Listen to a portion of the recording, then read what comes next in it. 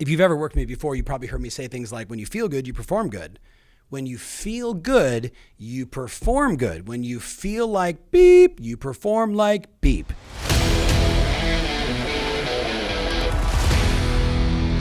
Hey, welcome back to the podcast. Just so excited to have this conversation with you guys today. I probably, like many of you, have a library full of leather books. What was that movie? Ron Burgundy, right? No, my library is full of the great books of personal psychology, how the brain works, business, certainly a lot of novels, definitely a lot of books, biographies, stories of people that have inspired me over the years. And I also have, if you can imagine this, a bunch of old audio cassette programs. Yes, this might be of interest to you. What if I told you that my dad, right, and you know who my dad is, he won a $5,000 or $10,000 franchise, essentially to sell Earl Nightingale Conant products, and he did it with a strange bet, which I should tell sometime the story. I should get my dad on the podcast and actually make him tell that story. That would be super fun. But this crazy cat, Giles Kavanaugh, basically sold him his first, I want to say it was a record called The Strangest Secret by a guy named Earl Nightingale. Imagine listening to a record to get yourself fired up in the morning, right? Just looking at my team that are all basically under 35 years old. He sold him this record. My dad was so inspired by it, he went on to sell records to every person that he knew. And of course, he would just send the sale back to Giles. And fast version is he was so successful at it, became one of the top salespeople in the country, and he didn't even work for the company. Earl Nightingale, the founder of the company, ended up challenging him to see if he could do it again. And if he did, he'd get the franchise for free. Of course, he crushed the goal, got the franchise for free. And I want to say in around 1991, he gave me that franchise. And all that meant was I could just buy all the sales, training, motivational audio cassette programs from Nightingale Conant for basically 50 cents on the dollar. And I did. I never actually used it to sell their products. It just turbocharged my ability to bring in as much content as possible. So I was looking at my library, and a few days ago, specifically, one of the audio programs that I pulled up and had to dust off the dust was from someone that I was so inspired by. His name is Stuart Wilde. Stuart passed away. Stuart Wilde, and the audio program for a lot of my longtime friends, you'll remember, yes, the 33 Steps to the Infinite Self. Arguably, when I look back over the course of my life, when I think about cassette programs or books that changed my life, certainly you've got to say Think and Grow Rich, right? How to win friends and influence people. Tony Robbins, 30 Days to Personal Power, big shout out to him a million years ago. And without a shadow of a doubt, like the early days, right? 33 Steps to the Infinite Self by Stuart Wilde really altered the way I thought about the world, how I dealt with issues, ways that basically improved me as a human being to have greater levels of mental toughness. And I want to talk to you about that today, because I think as we go into the new years, we go into a new decade, there's just a lot of people out there that are unhappy. There's a lot of people out there that are just, they're just pissed off most of the time, and they have absolutely no reason to be other than it's what they focus on all the time.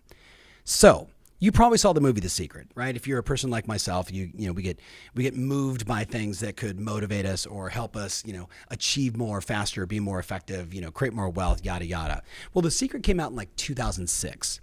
This audio program talked about many of the same philosophies, and let's be clear, they're biblical. I mean, this stuff goes back, tens of thousands of years, if not, thousands and thousands of years, right? In 1996, Stuart goes into the studio in Chicago, records this legendary audio program, and of course, it was the first time that anybody had ever exposed me to this thing called the law of attraction, right? You guys, I'm looking at my team. Everybody knows the law of attraction.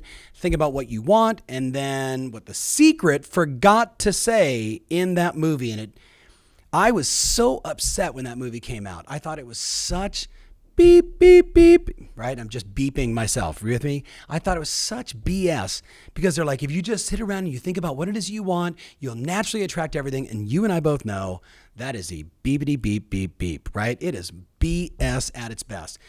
What does work is when you're crystal clear on what you want and you activate your reticular activating system and you know what you want, and then you work your butt off to make it happen. Right? The real secret is you got to know what you want, and then you got to align your behaviors, and you got to work your face off. but I'm getting ahead of myself. In this program, Stuart was the first to talk to me about the law of attraction. And he said it the same way that everybody else does, which is know exactly what you want, right? Don't be that person that says, I want to make a few more dollars this year than I made last year, because then if you make $1, you achieved your goal. You got to be crystal clear, have smart goals, et cetera, et cetera.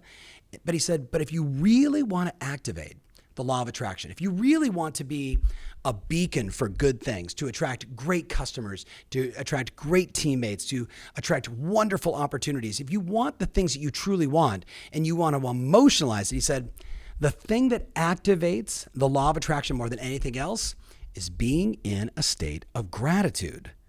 And I remember thinking to myself, okay, gratitude, like, all right, I remember Zig Ziglar talking about that stuff. It certainly made sense. I mean, remember, it's 1996, right? I was, a young guy at the time, so open to these ideas. And that's the very first time I thought I should take on both a gratitude / law of attraction, if you will, discipline. Now, of course, since then, we've seen journals created. We've seen entire programs created. There's a beautiful author, Esther Hicks, who does a ton of work just on the law of attraction. So there's a lot of stuff out there. And I'm a fan of it all, and I recommend it all. As long as you remember, there should be an asterisk next to every one of these. You have to work your face off to get the goals. You can't just feel good, be grateful, right? Think about the things you want and have it magically fall in your lap, right? Like, that's absolute BS. You got to work. But I go back to those early days, and I think about my brother Matthew and I. We would like call each other every morning and say, "Hey man, here's the 5 things I'm grateful for, and here's the 5 goals I'm working on today." And there was something about that, right? Then it was like, "Hey, let's just take a yellow notepad and let's just write them every day." Then it was like, eventually turned into Evernote, and we type it in every day. But this discipline of always starting your day with, what are you grateful for? Before you look at the goals, before you look at the day, before you look at all the stuff you want to get done, like that discipline, like working out in the morning, right? It makes you feel good, so you go perform good. You know it and I know it, right?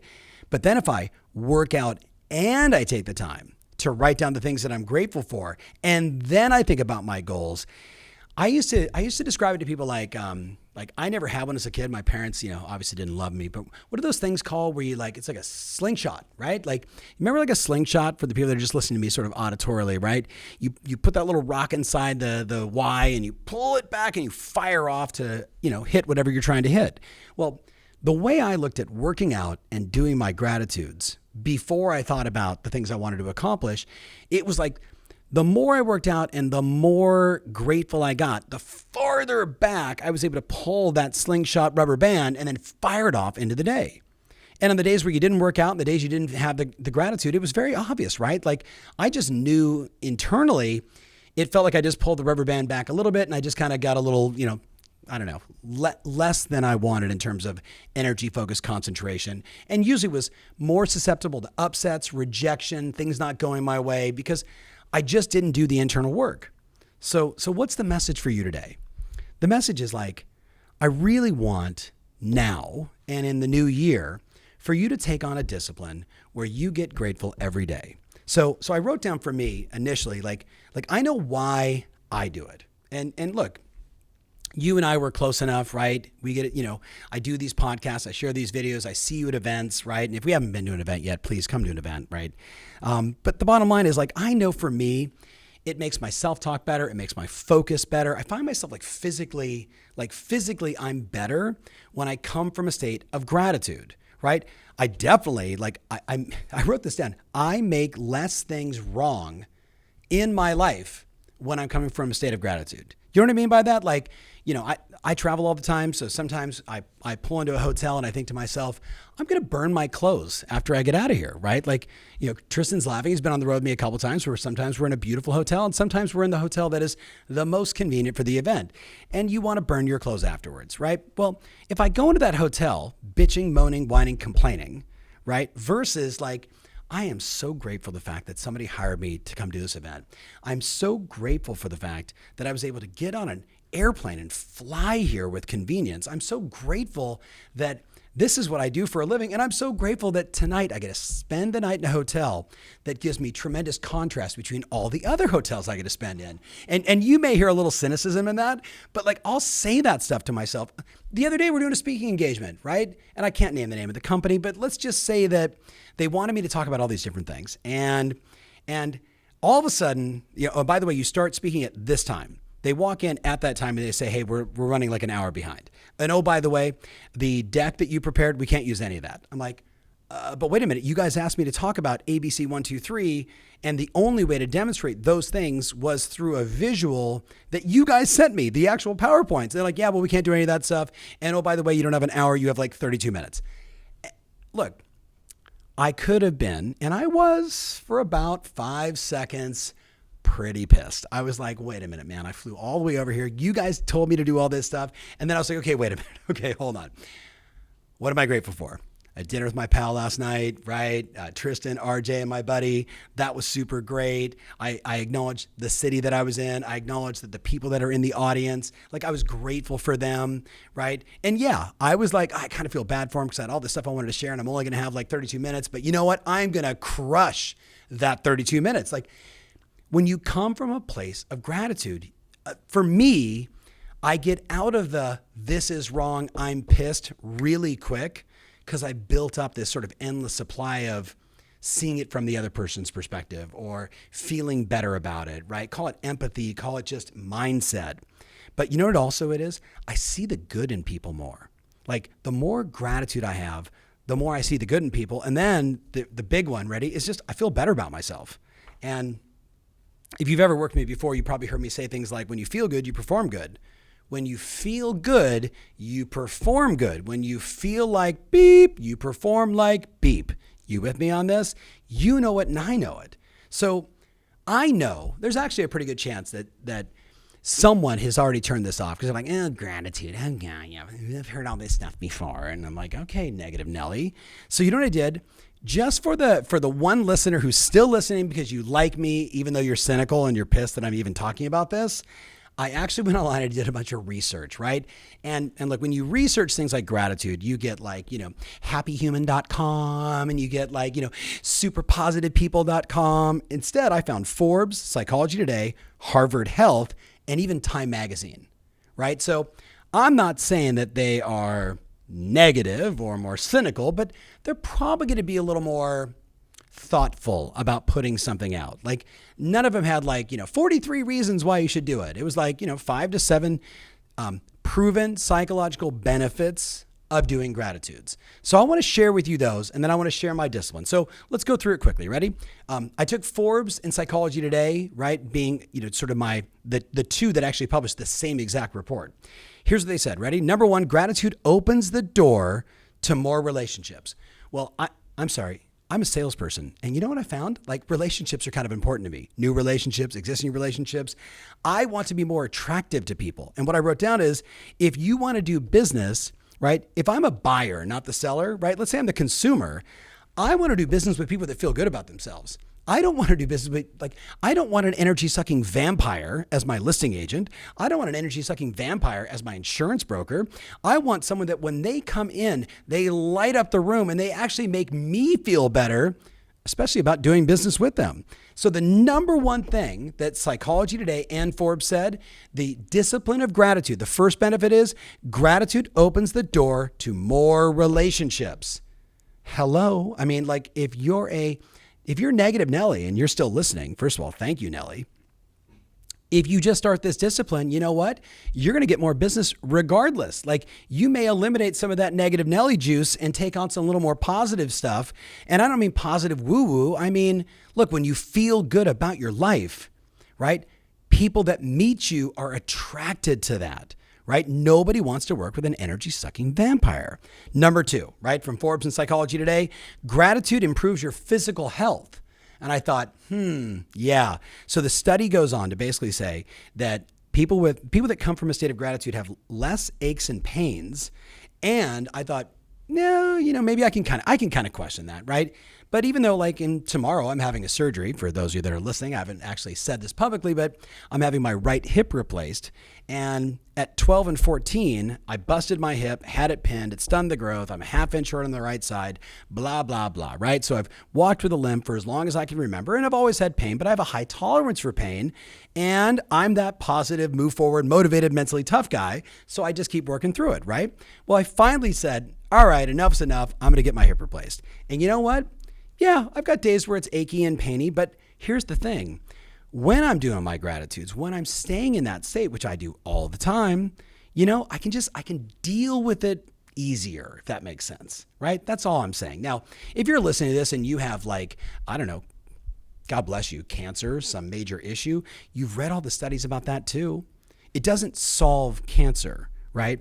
But what it does is it puts you in a state where you're more likely to get better, right? That's what it is, right? And I think about my wife who's dealt with breast cancer multiple times now, right? Knock on wood, got another surgery coming up in February. If she didn't stay in a state of gratitude for her life, for health, for her children, for her family, for where she lives and what she does and the people that she reaches, right? You know what happens. The study goes on to say basically grateful people, by the way, are more likely to take care of themselves. I thought that was an interesting part of the research, that grateful people are more likely to take care of themselves. Think about it. Do you know someone, as you listen to this, do you know someone who doesn't take care of themselves?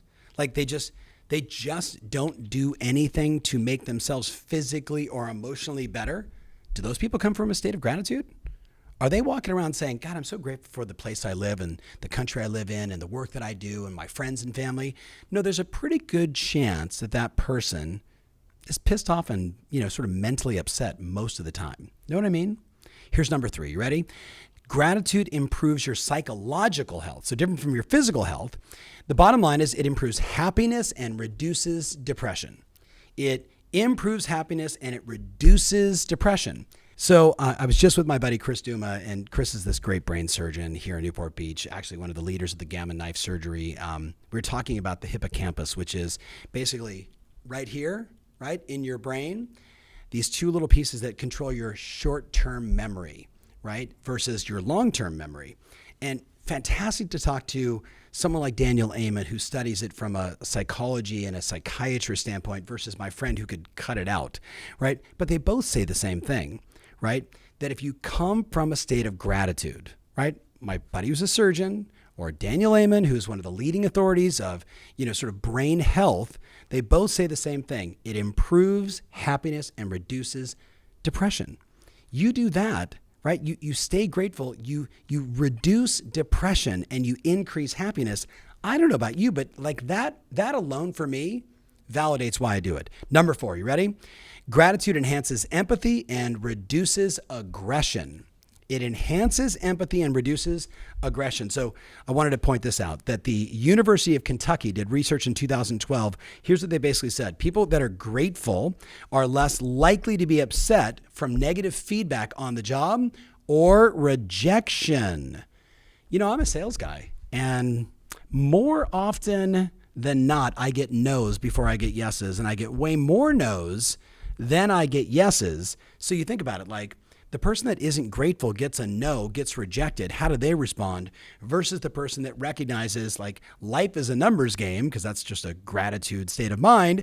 And you know what? It's okay. I got a no big deal. I'm going to keep moving on. Hey, thank you so much. I totally get your point of view. You're a no for my services. God bless you. It's all good, right? Like that's a very powerful thing for salespeople.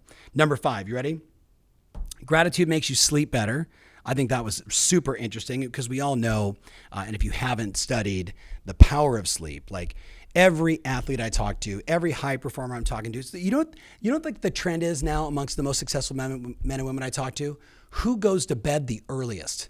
Like that's the thing. Nobody's bragging about like how late we're staying up at night. Now we're all like, I got to bed at 9 and I slept till 5 and my sleep score was 100. I actually just got a perfect 100 sleep score. It's the first time in my life. And I've been tracking on that sleep app for like, I don't know, 5 years. It's my first perfect 100. What do we know? When you sleep, that's when your body regenerates and Dr. Amen talked about in his podcast, after 7 hours of sleep, your brain actually gets a wash that goes over it and it detoxes your brain. All the toxins we put in our body, that's the time that it detoxes your brain, right? Especially for those of you that are drinking too much alcohol, pay attention. So gratitude makes you sleep better. Gratitude makes you sleep better. Number 6, gratitude improves your self-esteem. So then they talked about in this article, they talked about the sports psychologists, right, who are all like fanatical about their athletes, right? Attitudes that are grateful, feel better about themselves, grateful that I'm playing this sport, the love of basketball, the love of tennis, the love of golf, I don't know, cricket, whatever it is, that they love themselves. They love what they're doing. They're grateful for their life. And you know what? They go out and they perform better, because when you feel good, you perform better. Bottom line. And the last one, number 7, gratitude increases mental strength, which I would argue is the number one reason why I do it. The 2006 study, I thought this was really interesting that they went back this far. They said, we did a study of Vietnam vets, right? Specifically ones that had dealt with PTSD. And they found that those that would do the discipline of gratitude every day, it basically lessened the trauma. It didn't destroy it just lessened it. So maybe that's not you. Maybe your PTSD was a bad upbringing or a really bad transaction that just took you out, or you tried to sell your business and it didn't work out. And we all have these sort of life moments that are, I'm not saying they're as intense as someone that's been through war, but in our own way, they emotionally hit us hard. Gratitude increases your mental strength and gets you some relief in that area.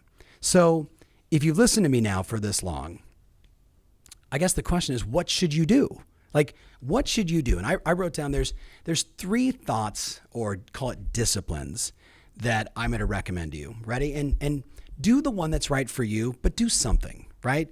So one thought is, you say it out loud to a friend, right? So Courtney and I are going to be gratitude partners for the next 3 days. So at 4:45 in the morning, I'm going to jump out of bed and I'm going to call Courtney and I'm going to go, Courtney, who are you grateful for? What are you grateful for? And I'm going to get her to recite. She's going to say, I'm grateful for this. I'm grateful for that. I'm grateful for this. And I know some of you they'll say, well, that sounds kind of affirmation-y. Yeah, it certainly does. It's better than, saying, my back hurts and, I don't have enough money and I hate my life, right? So we know that. But to say it out loud, RJ in the office, RJ will grab his phone and say, okay, I am grateful for this. I am great. And he would shoot it on his Instagram stories, and then he'll tag people so they do the same, right? So there's that act of verbally acknowledging, these are the things I'm grateful for. Next week in the U.S. is Thanksgiving. And every year we go around the table, we're like, okay, what are you grateful for? What are you grateful for? What are you grateful for? I don't want to wait and do it once a year. It's a daily thing for me. It's daily. Number 2, you write out, like in a journal, right? Like the 10 things you're grateful for. That's a good idea. That's the one I've been doing forever, right? Just writing out, hey, I'm grateful that it's November. It's my favorite time of the year. I'm grateful for the fact that it's planning season, right? That it's almost tabula rasa, clean slate, fresh start, new beginning. I'm grateful for all the people I worked with this year. I'm super grateful for my team, right? For supporting me, supporting the mission, right? Doing the best they can with everything they got. I'm so grateful for all of our coaches, right? That are, all over the world, and they're working with all of our clients. And I'm so grateful for, this is the stuff that I write every day, right? Grateful for my wife. I'm grateful for her health. I'm grateful for my 2 boys. I'm grateful for my 92-year-old mother-in-law that lives with us. I'm grateful for my dad for getting me, introduced this stuff a million years ago, right? I write all that stuff down. And the key is, I don't write it as fast as I can. I take my time and I allow it to I want to feel the gratitude. And I'm going to be honest, I'm probably, if you look at the sort of scale of visual, auditory, kinesthetic, etc., I'm very much a VK split, visual, kinesthetic, right? Which is very typical for salespeople, right? So I communicate best and I experience and I learn best both visually and kinesthetically.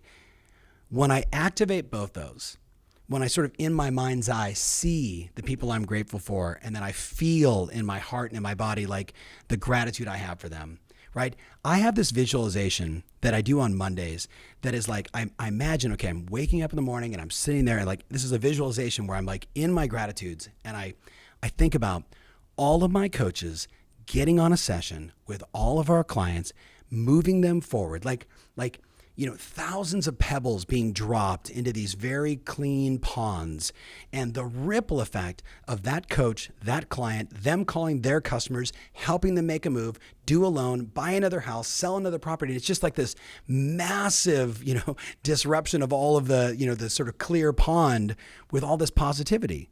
Like, that's just a great way to start your day. You with me? Like, for me. Here's the third one. You ready? And it's the one that I like to do the most. And that's where I write out like the 10 things I'm grateful for. Then I write down like the 3 best things that happened to me yesterday, the 3 things I'm committed to today. I write out my top 10 goals, right? And that's where like the origin of our gratitude journal came from, right? It was just like everybody was just playing around with these different ways. And for me, that was the best way. So here's my challenge for you. My challenge for you is if you've done this before in the past and you stopped, start again. If you've never done this before, take on the challenge. Do like, 45 days of gratitude. Do 90 days of gratitude, right? Take on the challenge. And it's always obviously better with a little accountability. So maybe it's you and someone inside your office. Maybe it's you and your spouse. I think of so many of our customers that their spouse struggles to understand. They see it because they live with it, but they don't really get what it's like to be a straight commission salesperson, right? They live through it, the highs, the lows, the deal fell apart, the big checks, right? But they don't really get, oftentimes what we're going through. What I find is when spouses, like couples do it together, or like, friends of mine that are divorced that do it with their kids, like they, in the car, going to carpool or whatever, and literally like doing affirmations. Like some people will say to me, including my buddy Chris Doom, the brain surgeon, one day said to me, "Ferry, you're brainwashing your kids." And I said, "You're damn straight I am." I'm like, better me than CNN, Fox News, or SpongeBob. You with me? Like, I'm all about that. So I challenge you to take it on. Now, for many of you, because you're like longtime Tom Ferry clients, I got a little special for you. We put together a bundle of gratitude journals, right? Now, you can get these journals or you can do it on a yellow notepad. I really don't care, right? We built these. We sell a lot of them. It just makes it easier for our clients, right? It's just an easier discipline. But I'm talking you out of buying the journal and talking you into buying the journal. If you don't buy the journal, I don't care. It doesn't change my life, right?